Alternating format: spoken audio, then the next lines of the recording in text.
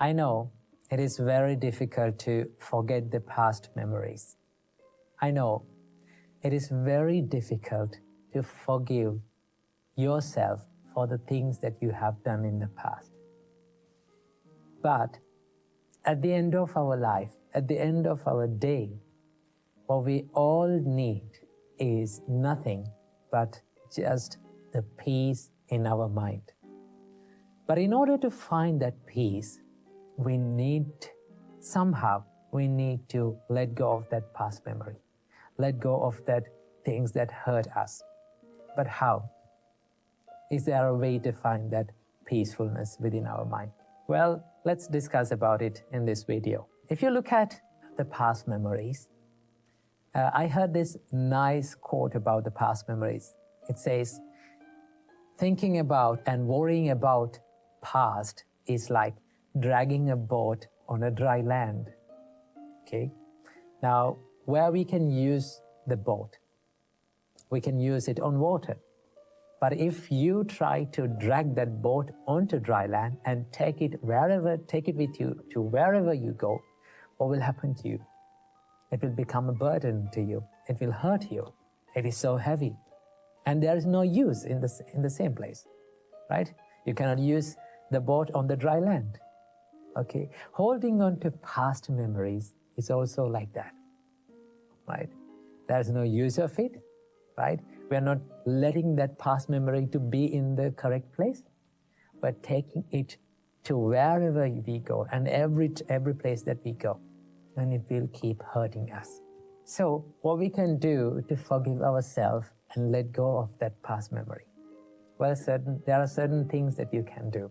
One of the most important things that you have to realize in this world is that not everything in this world is totally under our control.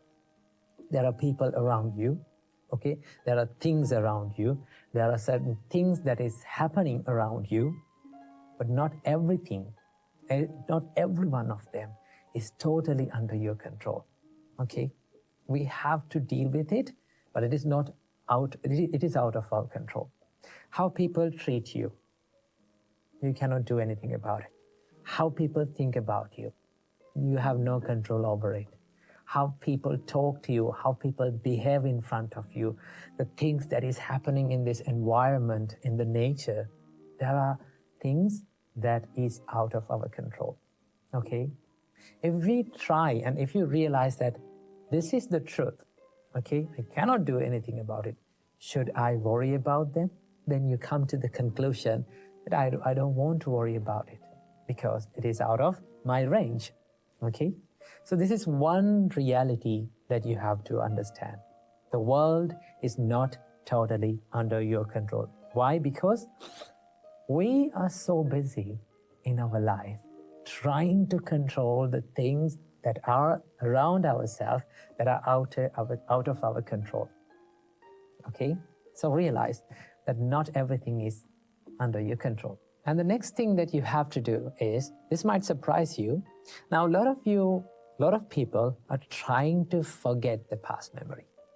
Okay? I would say, don't try to forget past memories. Okay? Don't try to do it. What will happen if you try to do it? The more you try to forget something, the more it will haunt your mind. Isn't that true? Just do it practically, right? Try to forget something, it will come back to your mind. Okay? I would say, rather than trying to forget the past memory, I would say, let it fade away from your life. Okay? Let it fade away. How to do it?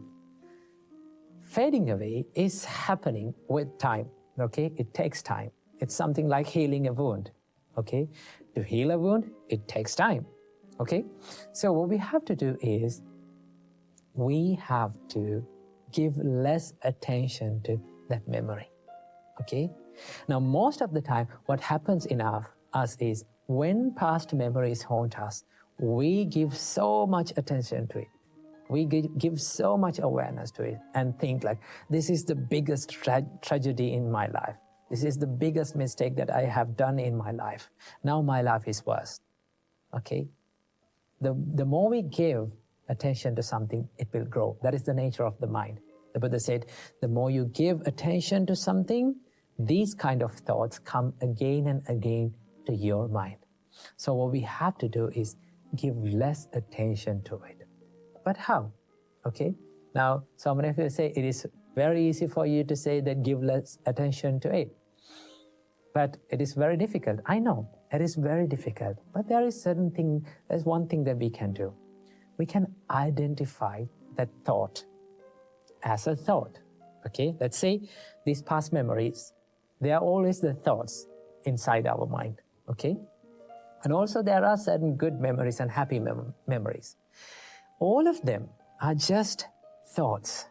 Okay, the only difference between these hurtful memories, past memories, and the good memories is the way we look at that thought. Okay, the perspective towards that thought. If we can identify, this is just a thought, there's no difference. Okay, it will come to our mind and this will fade away and this will pass away with the time. So I must give some time to my mind to let my mind heal.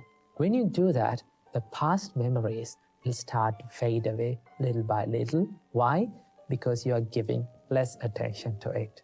Okay?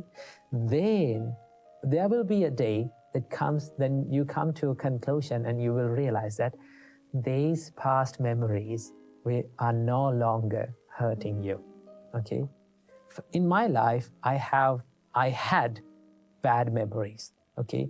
The reason why I'm telling this is because I've been in the same situation as you guys.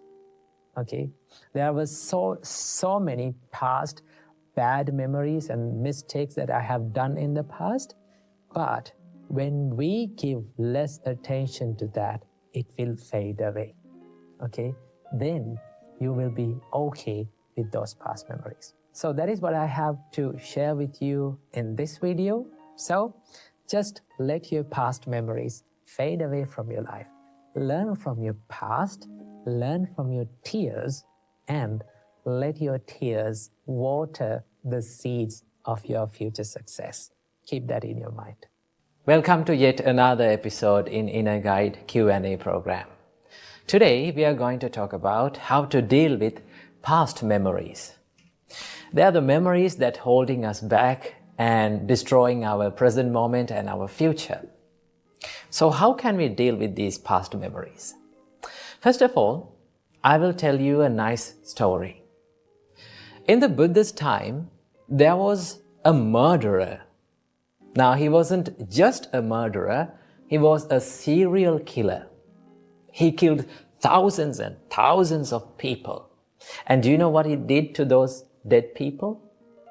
He cut a finger from each one of them and he made a garland out of that fingers. And he wore that garland around his neck. So his name was Angulimala, the person who wears the garland of fingers. With the help of the great Supreme Buddha, he became an innocent person again. Before becoming a serial killer, he was just an innocent boy. But with the bad companionship, he became a serial killer. So with the Buddha's help, he became an innocent person again, and he became a monk. After that, he realized the teachings of the Buddha and he became enlightened. The reason for his enlightenment was he did not let his past to define who he is, right? He did not regret about what he has done in the past. Instead, he focused on the present moment. The Buddha advised Angulimala, after becoming a monk, think of yourself as a newly born person, a new person, and do not let your past to define who you are. So he did meditations and he practiced the path of the Buddha and he became enlightened. So that was the little story. So what we can take from this little story. If you're holding onto the past, and if you're letting your past to define who you are, right, you will never be the person that who you want to be. So remember, mistakes can happen by anyone. We make mistakes. That is why we are known as humans. Okay? So mistakes can happen. Even the good people make mistakes. That doesn't mean that they need to suffer and they need to regret about the things for the whole life. Right? We make mistakes, and what we have to do, we have to focus on the present moment. Think of yourself, now I have done a mistake in the past, but now what should I do to become a good person? When you think of that, you're focusing on the present moment. That is what you have to do. Every time you're regretting about the past memories, the things that has happened in the past, you are touching the wound of yourself. You know, the miserable moments that has happened in the past is like a wound. It takes time to heal. So if you keep on touching into that wound, it will never be healed. So what you have to do? Should you forget the past? Of course not. You should not forget the past, and you cannot forget the past. Remember, the more you try to forget the past, the more it will haunt your memories again and again. So what you have to do? You have to let your miserable and painful past memories to just fade away from your life, right? So to do that, you should not give much attention to the past miserable, painful memories. Right? When we are not giving any attention to something, chances are very high for it to fade away from our memories. So what you have to do, just do not give any attention to those past memories. Okay? And that is why our great teacher Supreme Buddha taught us in Bhaddekaratta Sutta, Atitang nanva gameya nappati kanke anagatang. Do not dwell on the past. Nappati kanke anagata. Do not dream too much on the future. Yadati tang pahinatang apattancha anagatang. The past has gone now. It is over. And the future hasn't yet come. And Buddha said, Pachupannancha yo dhammang tattha tattha vipassati. You have to focus on the present moment and do what is right here, right now. So do not let the past to define who you are, and focus on the present moment and think, what can I do to become a better person now? Admit your faults. Learn from your past. Do not make it a wound and a painful situation. Just learn from it, right? And then you can think, what should I do to become a better person right here, right now? Right? When you do the good things and when you do the right thing in the present moment, your past will be a good one and your future will be also a good one. So what you have to do, you only own this present moment. Always keep it in your mind, right? The moment that you only own is this moment, right? In the past, what has happened in the past, you cannot control it. What is going to happen in the future, you have no control about that. What you have in your hand is this present moment. So focus on the present moment, do the good things, be a good person, and your future will be a better one. Your past will be a better one also. So practice the Buddha's teachings and stay in the present moment. Namo Buddhaya. One day, our great teacher, Supreme Buddha, was questioned by a monk. The monk asked, "Oh, Venerable Sir, is there any great good human quality that gives the birth to all other good human qualities?" Then our great teacher, Supreme Buddha, replied, "Dear monk, There is a single great quality, good human quality, which gives the birth to all other good human qualities. And that human quality is known as the gratitude. Gratitude. What do you mean by that? Gratitude means the ability to be thankful for the helps that one has received from others.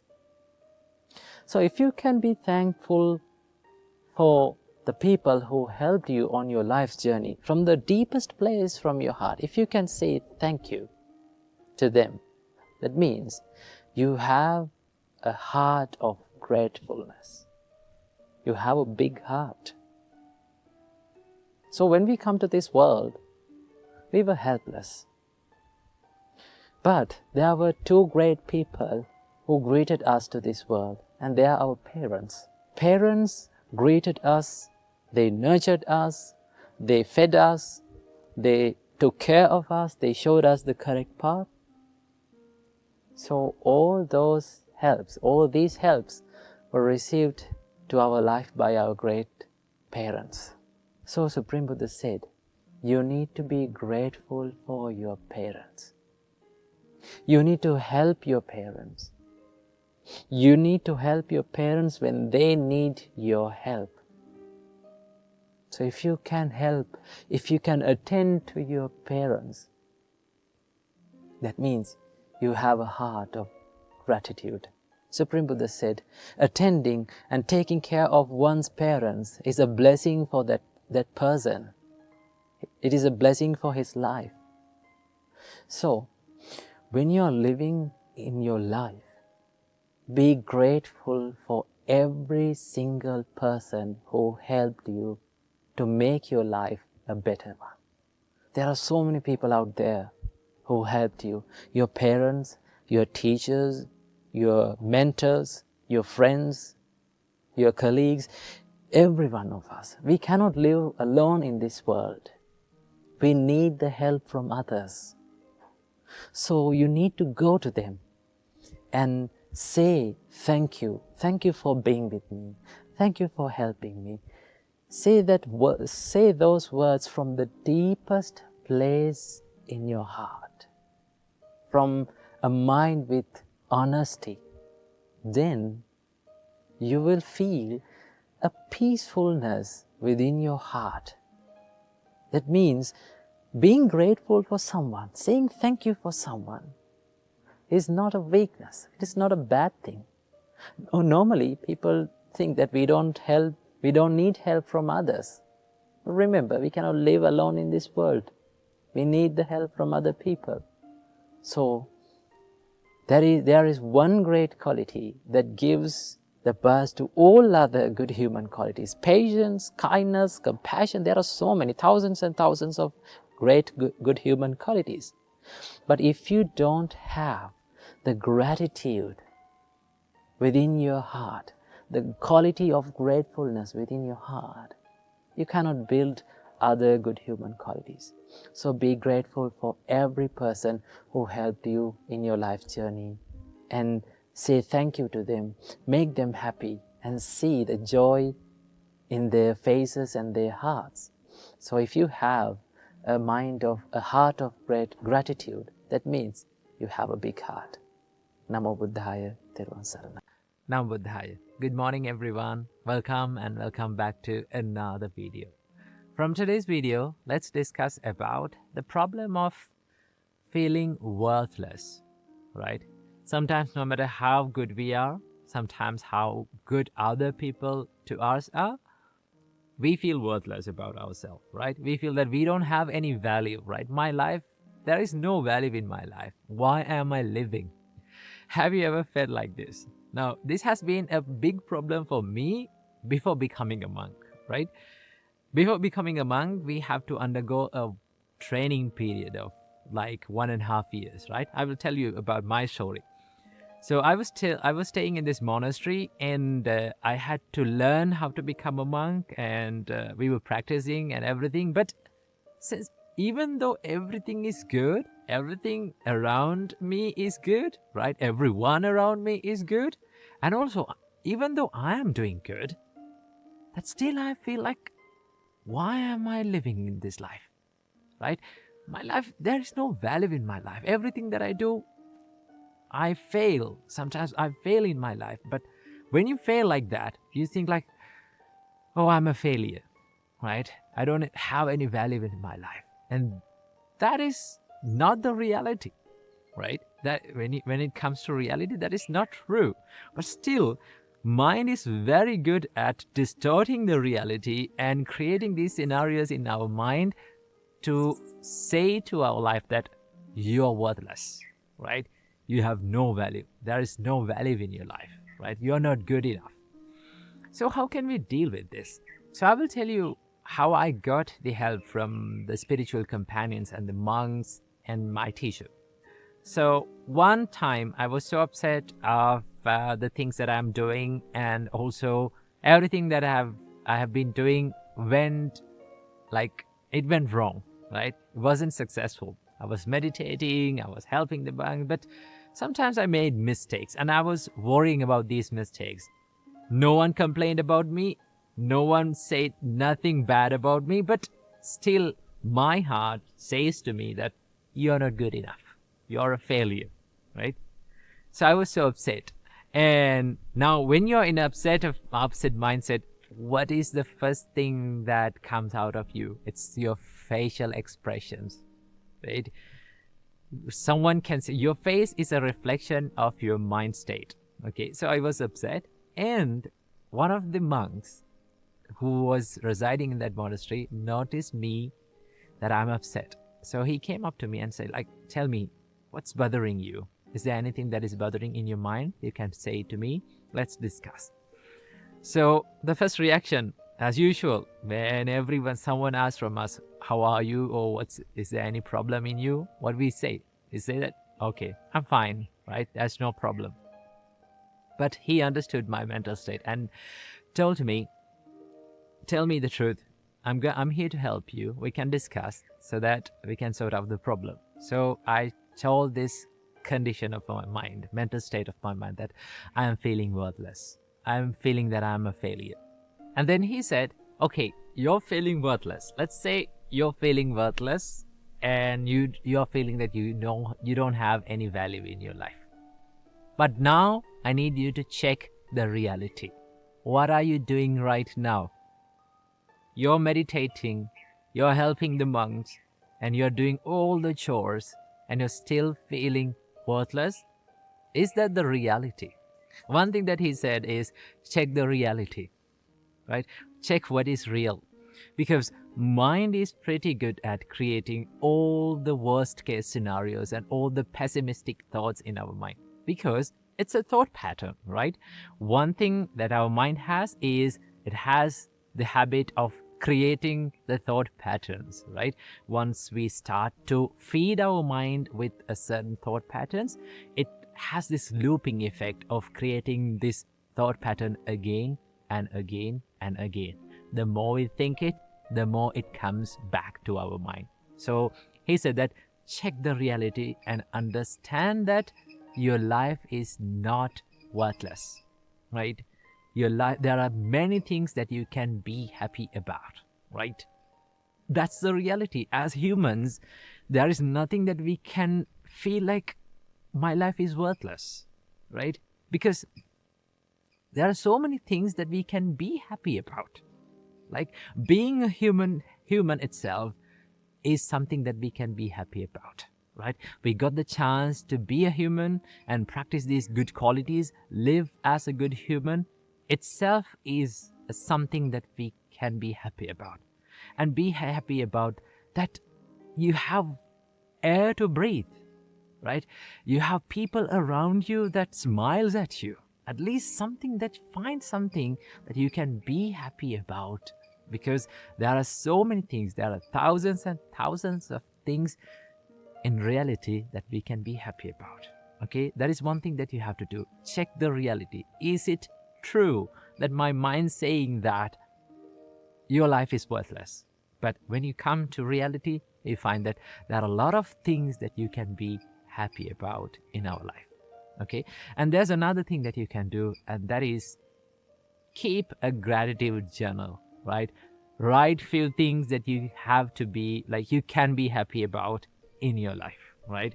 You can be happy about so many things if you think about it. So find something and write about it. And also another thing that you have to do whenever you get these kind of thought patterns is to try to give more, right? Try to help more to other people, right? Whenever you do that, you feel the value of the things that you do, right? The positive energy that you create towards other people, right?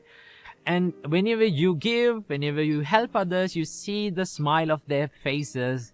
You see that people are thanking you, and you think that, oh, this is what the true value of my life, right? My life is not worthless. My life is valuable, that I can create many positive things around me in my life, so that it's not true that my mind's saying that I'm worthless, right?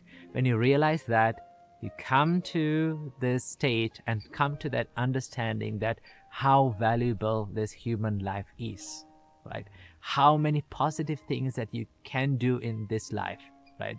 When you do that, that state of mind will go away. So things that we have to do is check the reality and understand, ask from yourself that, is that true, that truly that my life is worthless or not, right? And also be generous, help other people, and be happy and understand that your life is truly valuable. So keep this little advice in your mind and be happy. Namo Buddhaya. Welcome, you all wonderful people and my dear sons and daughters. Today, we are going to learn about the essence of Buddhism. Now, you may be having a question. What is the essence of Buddhism? What the Buddha really teach to us? Well, the Buddha answers for this question from three separate verses, where you can find them in Dhammapada. In case if you are wondering what is Dhammapada, Dhammapada is a set of verses which was originally preached by the Buddha in certain occasions due to certain incidents that happened in the Buddha's time.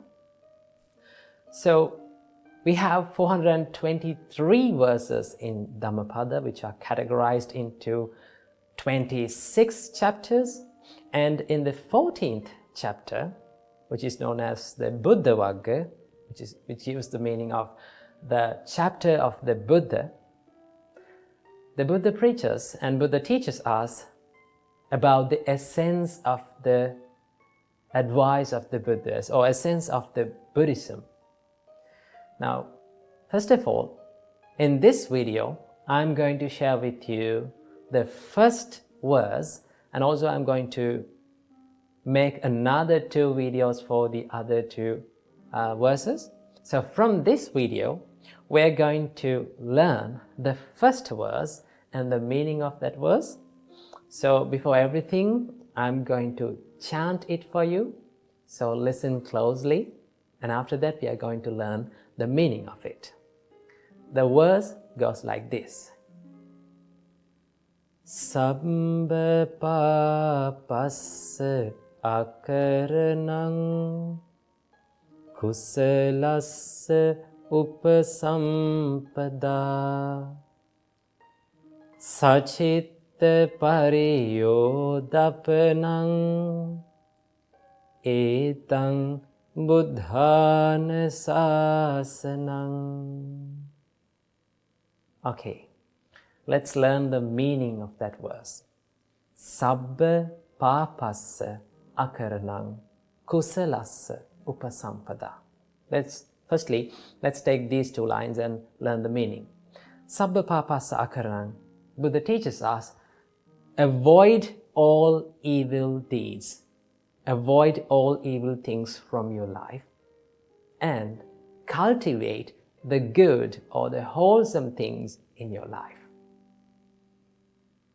Now, when we think about our mind, when you just think about your mind, it's very prominent, it's very clear that we have a higher sensitivity to negative things or They're called the evil things like anger, jealous, hatred, selfishness, laziness, ego.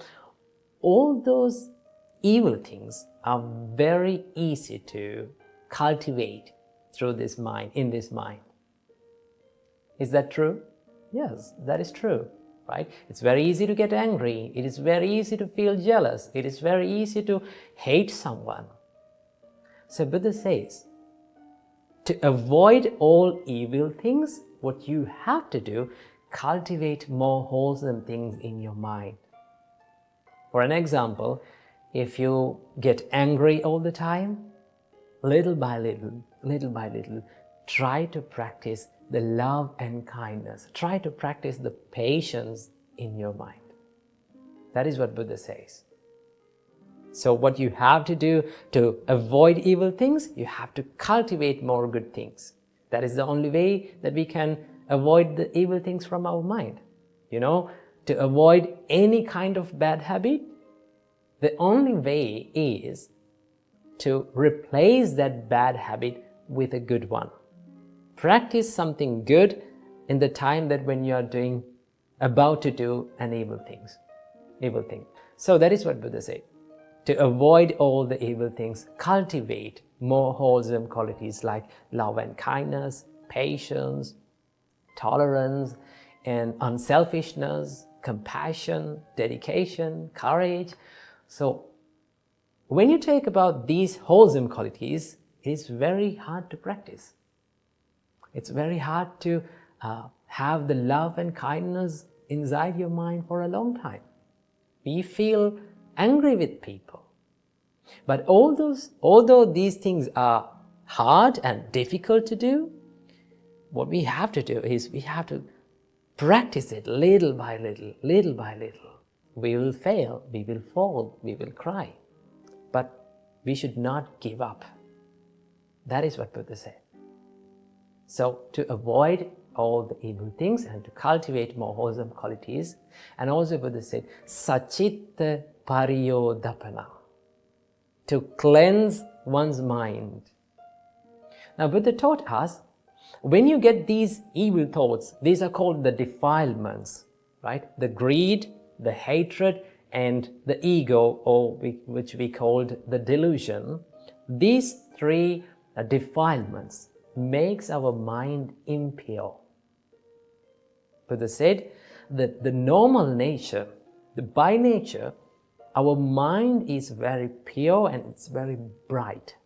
But when we have this incoming defilements like greed, anger, and delusion, selfishness, what happens to our mind is it becomes impure.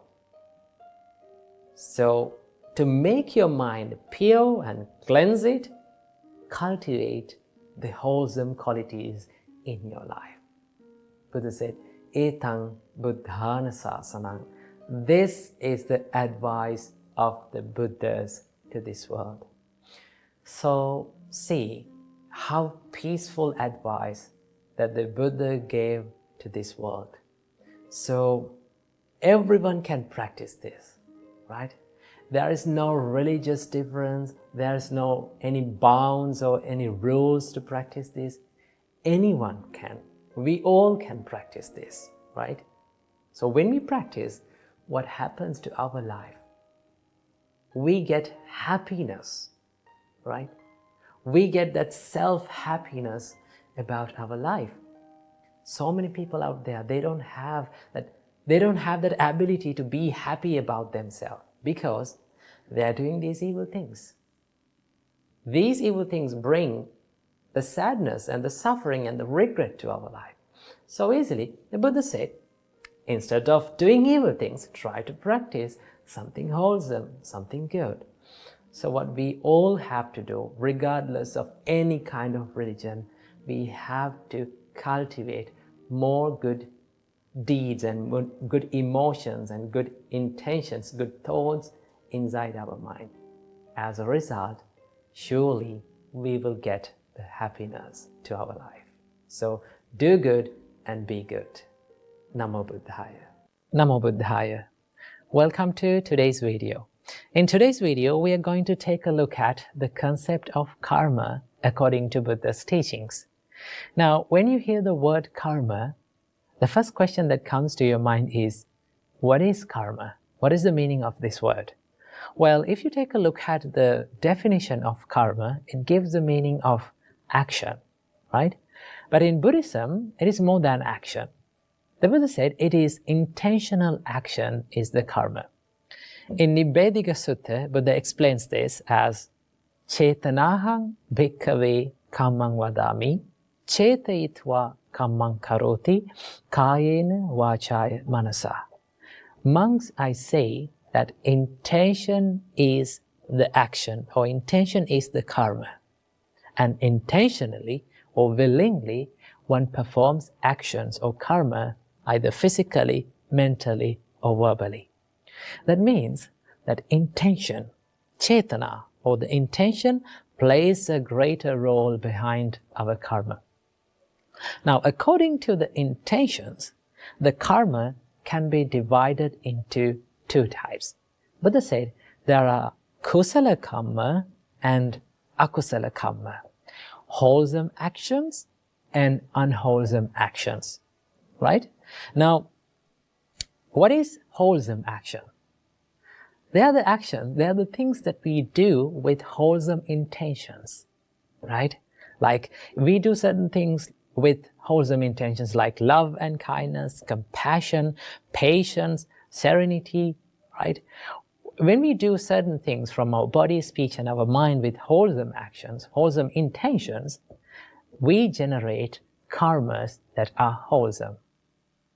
And also there's the other side of the karma, that is unwholesome actions. Okay?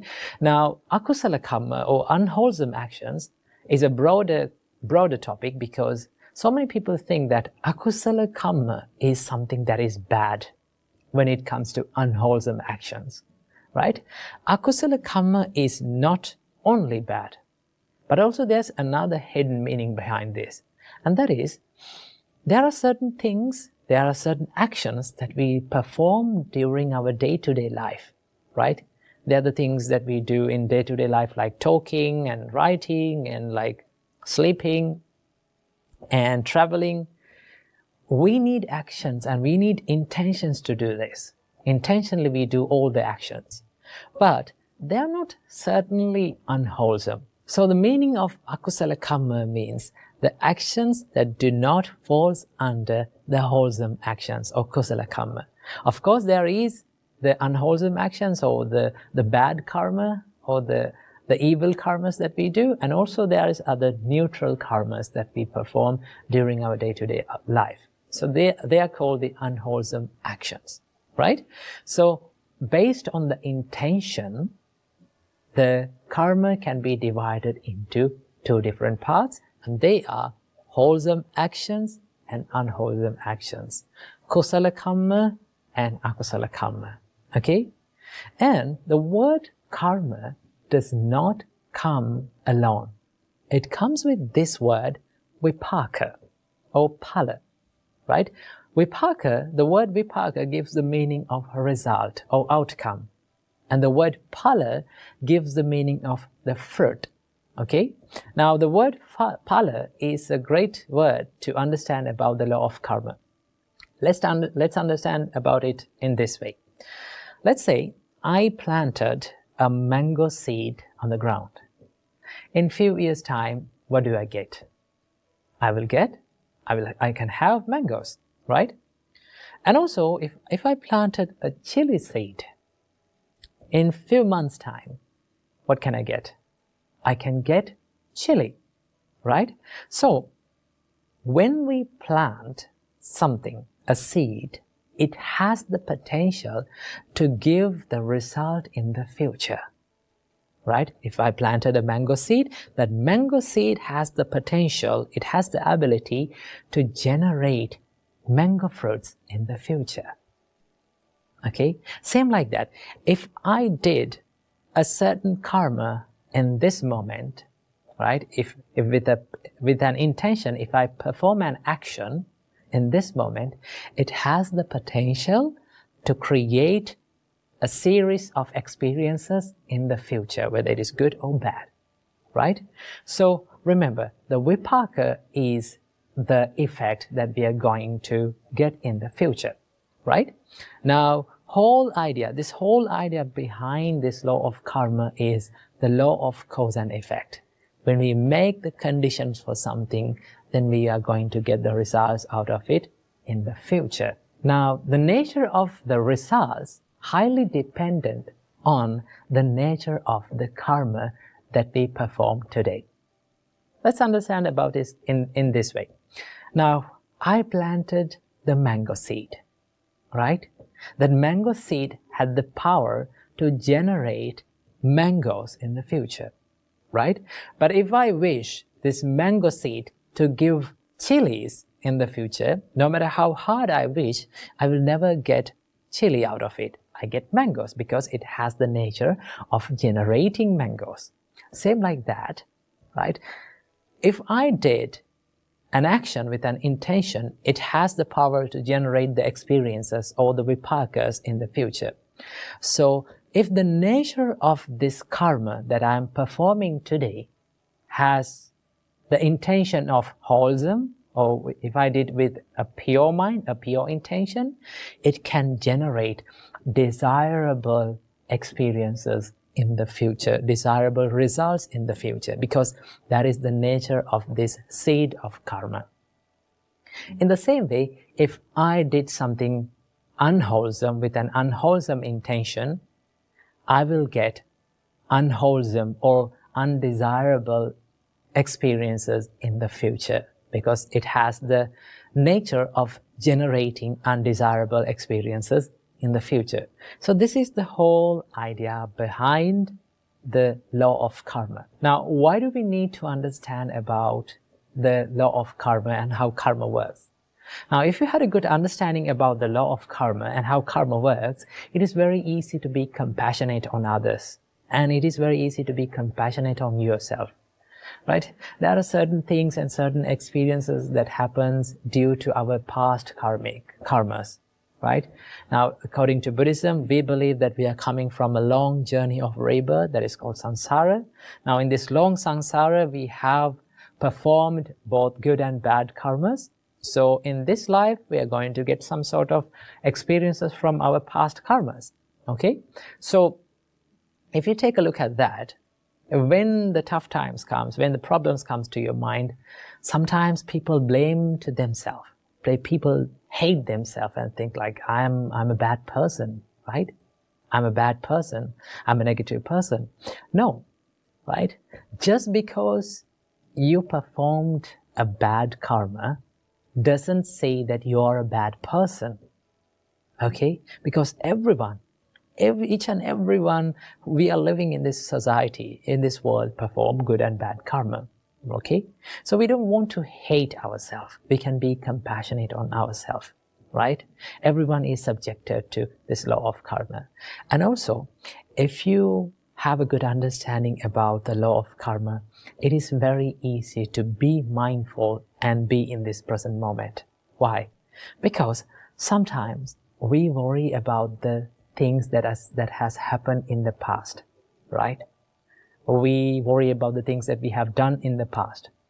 And we think like, oh, I did this thing and my whole life is ruined, right? Of course, you cannot change the past, right? That is the truth. You cannot change the past. And also, you cannot stop the outcomes of the things that you have done in the past, or the results or the vipakas that you have done in the past. Okay? You cannot change it. What is within your control and what you can change is this present moment. And if you become mindful about this present moment, then you can create good karma, not the bad ones. So I hope you got a little understanding about the karma and how it works. So until next video, stay happy and stay safe.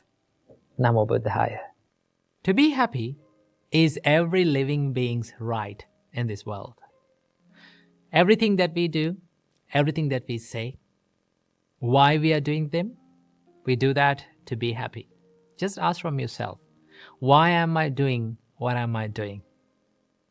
You can answer to yourself. You will find that the reason why I do everything in life to make myself happy. If I ask from you, why do you wake up early in the morning and just prepare some food and go out to work? To make yourself happy and to make others happy, isn't it? Yes. You gain happiness by making others happy as well. That you have to remember, right? So there are two types of happinesses in this world. The first type of happiness is called the material happiness, right? And also the other type of happiness is called the spiritual happiness. To call it a good life, to call it a perfect life, one must achieve these two types of happinesses in his life. One must experience both of these happinesses in their life, right? So from this video, I would like to share a wonderful teaching from the Buddha that explains about what are the types of happinesses that a person who is living in a household life, a family life, must achieve. Now, according to Buddhism, there are two types of lives. The first type of life is called the household life. That means the people who are living in a family life, right? Maintaining a family, living in a house, engaging in material pleasures and all the stuff, right? A household life. That means you, right? And also, there's this other type of life. It is called the monk's life, right? Which we can call them the homelessness life. That means we leave our houses, we leave our families and become monks, right? So that we no longer own a house. We no longer own a family. We no longer maintain a family, right? So the ones who renunciate the household life, the ones who leave the household life, they seek a higher kind of happiness, right? That doesn't mean that they don't seek any kind of happiness. We as monks, why we become monks is to seek the spiritual happiness. Now, when you become a monk, it doesn't mean you totally deny seeking the material happiness, right? But for a monk, there must be a limit for seeking the material happiness, because as living beings, we can't totally deny seeking material pleasure. As living beings, we must consume some sort of material pleasures in this world. But that seeking, that consumption of material pleasure must not disturb the peace and the spiritual happiness that a monk is seeking, right? So for monks, there are limitations for material happiness, okay? But it is less of the material happiness and more of the spiritual happiness. So in this teaching of the Buddha focuses on household life, a householder, a person who is living a family life. To call that life a perfect life, a good life, the Buddha says that there are 4 types of happinesses that a householder must achieve in their life, right? The first type of happiness, the Buddha called it Ati Sukha. What is it? Ati Sukha. Ati Sukha can be translated into English as the happiness of ownership. Now, what do you mean by the happiness of ownership? Buddha explains the happiness of ownership as one must work hard, put his time and energy and strive and earn money righteously in the correct way, right? He must earn money, he must earn wealth in the righteous way. Now, what do you mean by in the righteous way? Is by you should earn money without harming anyone, without harming yourself and without harming the other people, without harming the society, right? If you earn money without harming anyone, that is the righteous way of earning money. Now, Buddha said, as a householder, you must be happy and you must enjoy earning money, right? Buddha was someone who did not say that you should not pursue happiness. You should not pursue material happiness. The Buddha said, if you are a householder, you must do that. That is your duty, right? So the Buddha said, strive hard, work hard, put your time and energy to what you're working on, and earn money righteously. That is a happiness that you can gain, right? When you have enough money to your life, then you can be happy about thinking that I own this wealth. This is my wealth. That is sort of a happiness that one can gain, right? That is the first type of happiness that Buddha said a householder must achieve in their life at some point in their life, right? That is the first one. The second type of happiness that Buddha taught for householders to achieve is called bhoga sukha. The bhoga sukha can be translated into English as the happiness of enjoyment. Now, first you earn money, right? Now you spend money and enjoy it in the correct way, right? The Buddha says that you have to spend money in a way that you should not harm yourself and you should not harm the other people as well, in the righteous way, right? So that when you spend money doing good things like helping people, helping your parents, with your money, with the money that you righteously earned, and when you spend that money on the people who you love, right, to make them happy, it gives you a happiness, right? It is a great happiness that one can achieve. That you have to achieve in your life. Okay, so the second type of happiness the Buddha taught to achieve is called the bhoga sukha, the happiness of enjoyment. The third type of happiness that Buddha taught us to enjoy in the life is called the happiness of freedom from debt. That we called anana sukha. Anana sukha is the happiness of freedom from debt. Now, when you are free from debt, let's say you don't have any loans or any debt to pay, right? You're financially free. Then how much freedom that one can feel, right? You feel freedom, you feel a happiness that I'm no longer in debt to anything, right? I don't have any loans to pay, I don't have any debt to pay, so I'm financially free. That is a happiness that a householder must achieve in their life, right? That is a great happiness that one must achieve. The freedom, financial freedom, right? This is the third type of happiness. And then the fourth type of happiness, this is the most important thing. This is the most valuable happiness that a householder must achieve in their life, according to the Buddha. Buddha said, the fourth type of happiness is called anavajja sukha. Anavajja sukha means the happiness from blameless life. Now, what do you mean by a blameless life? The Buddha says that you have to do things, you have to say things, you have to live your life in a way that you do everything with a good heart, with a good mind, with a wholesome heart, right? When you spend your life as a good-hearted person, as a good person, as a wholesome-hearted person, right? It gives you a bigger happiness, bigger enjoyment, thinking about who you are.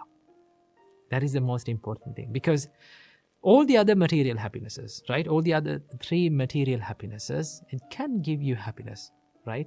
I don't say that it cannot give you happiness, but if you did not have this happiness, anavajja sukha, if your heart is complaining who you are, what you do, right? If your heart is regretting about who you are, then the other things doesn't matter, right? What matters the most is how you live in this life, right? At the end of our life, the most important thing that we can be happy about is how we live this life, how much love we gave to other people, right? How much we helped to other people, how righteously and how correctly we lived our life. So the Buddha said, you must achieve this happiness as well, right? So these are the four happinesses that a householder, one who is living in a family life, spending a family life, must achieve. So I hope this video and this teaching from the Buddha gave you a little light to your life. So I wish you all, may all of you be able to achieve all of these happinesses in this very life. Have you ever wondered why some people are so good and so clever in what they're doing? Maybe there are some people who are studying with you, maybe some people who are in your workspace. There are some people who are very clever and very capable of doing in their profession, okay? They are very successful in it. What is the reason behind this? What is the reason behind this success? Well, if we can define success in one word, the only word that we can find is consistency. This quality is very important for all of our lives. Not only in your day-to-day life, not only in your career, but also in your spiritual path. Okay? If someone is practicing spiritual path, consistency is the key for success. Okay? Now, what do you mean by consistency? Consistency means doing something every single day or without stopping for a long period of time until you get better at it. Now, if we look at our life, there are some bad habits we all have in our life. Okay?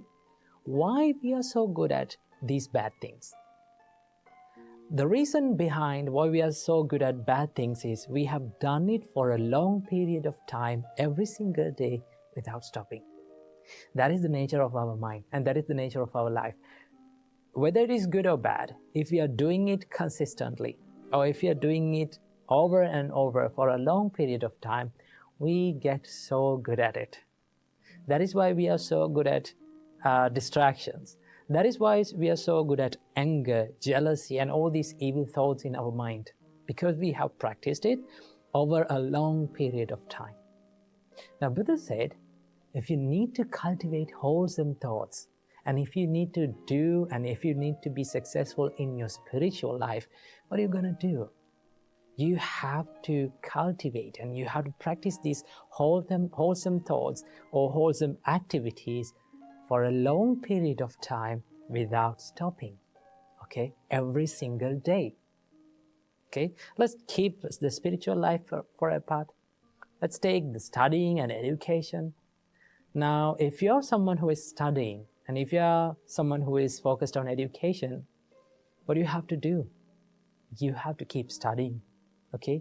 Sometimes you find very difficult and very challenging to keep studying. Why? Because our mind gets distracted. Okay? Sometimes we lose our focus. Now, in that time, so many of people, they complain that I cannot study. Okay, I'm distracting always. What is the reason? Why? What is the problem with me? Well, the only problem behind the failure or the unsuccessfulness is lack of consistency. Sometimes we try to study and then we feel tired and we feel less focused and then we give up. Okay, and then after maybe like 2-3 days, again we try to study and then again the same thing happen and then we give up. Okay. In that way, you're not going to be successful. Okay? If you want to be successful in any field of your life, maybe studying, maybe in your meditations, maybe in your spiritual life, maybe in kindness, maybe cultivating compassion in your life, what do you have to do? You have to be consistent. That is the only way to be successful in anything. I can still remember when we came to become monks, okay, on the first day, our monks gave this first advice to us. That is, they said that it takes several minutes to become a monk physically. Okay? It takes a few minutes to make your body a monk. But it takes years and years, maybe lifetime, to be a monk from your mind. You will fail, you will be unsuccessful in some parts in your life, but you have to keep going. Do not ever quit. That is the first advice that we were given. So, to be good at anything, to be successful, to be happy, to be successful in your spiritual life, to practice meditations, to be good at that, what are you going to do? Keep doing it every single day. That is the thing. But there's a problem. The real problem or the real enemy for the consistency is the higher expectations. We set a lot of high expectations in our life, and when we are not able to get it, we give up. That is the only thing. Now, so many people come to me and complain that I cannot meditate for 1 hour. What is the problem with me? I cannot focus for 1 hour. Well, in the beginning, no one can do that. Okay, there may be some few lucky people in this world. Okay, they can concentrate instantly. But if you want to be good at in your meditations, in your focusing and your concentration power, what do you want to do? Keep doing it. Okay? Do not set high expectations. Right? Aim for the little achievements. Maybe like you can focus and you can think like before you are starting meditation, you can think, well, if my mind became concentrated or well focused only for 1 minute, that's okay. I'm happy with that 1 minute. Okay? When you focus on that, you can easily achieve it. You can do that. When you achieve it, you feel a sense of happiness in your life. You feel like you achieved that target. So in the next day, when you meditate, maybe you can focus your mind or you can concentrate your mind for 2 minutes. Okay? So if you keep on focusing on little achievements and without having high expectations in your life in the first time, then you will be good at maintaining your consistency. Because sometimes when we don't see results, okay, when we don't get results quickly as we want, we just give up. That is the biggest problem in our minds, okay? To be successful, you need to spend a period of time that you are not seeing the results, okay? One day I was climbing, and in Sri Lanka, we have a nice mountain where we climb to see the Buddha's footprint, okay? That is called Adam's Peak or the Sri Pada in Sri Lanka. So once we were climbing, we could not see the mountain top. We don't know where we are going, okay? So one monk said to me, it doesn't matter, you cannot see where you are going, but if you're clear in your next step, take that step, okay? And if you're in the correct path, no matter how fast or slow you go, you will go to your destination that you want to go. So always remember that it doesn't matter how fast or how slow you are moving towards success. The most important thing is that whether you're going to do it every single day in the correct way or not. So remember, consistency is the key for success for anything. So keep doing what you're doing, right? Keep doing the good works that you're doing, even if you don't see the results in your life. Keep doing it, and one day I'm very sure, okay, I'm very sure that you will achieve your goals definitely. So keep that in your mind. May you be happy and well.